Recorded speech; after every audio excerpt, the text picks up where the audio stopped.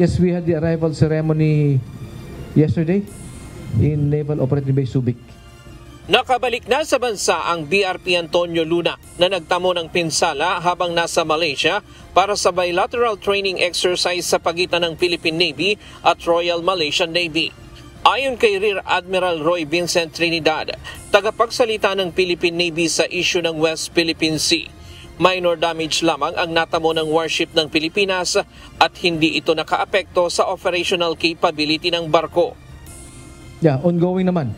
But I would say that it did not impede the operational performance of the ship sapagkat nakita naman natin na nakauwi naman siya. So incidents like this highlight the inherent risks of our men at sea. Gayunman, titignan pa kung nadamay ang weapon system sa naging pinsala ng barko.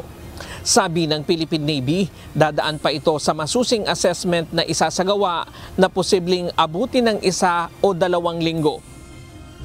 Nitong Martes, kinumpirma ni Captain Marisa Arlene Martinez, tagapagsalita ng Philippine Navy, na nangyari ang insidente noong August 27 kung saan nagtamo ng superficial damage ang barko o bahagyang pinsala lamang sa panlabas na bahagi ng freeboard ng barko, partikular sa kaliwang bahagi o port side. Ang freeboard ay mula sa waterline hanggang sa funnel. BRP Antonio Luna FF151 was the vessel we sent to participate in the Malfi Laut. So after the harbor phase was the sea phase already. So when she was carefully maneuvering in a narrow space, and I would like to highlight a narrow space, there was unfortunately it incurred superficial damage to its freeboard. Ang BRP Antonio Luna o FF151 ay isang guided missile frigate ng Philippine Navy at pangalawang barko sa Jose Rizal class frigate ng Pilipinas.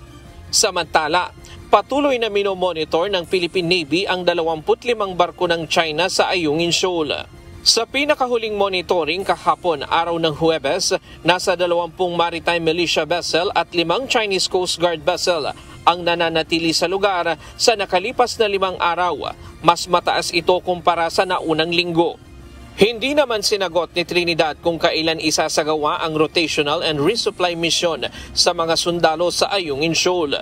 Pero giit nito, obligasyon ng sandataang lakas na suplayan ang mga sundalo na nakaistasyon sa Ayungin.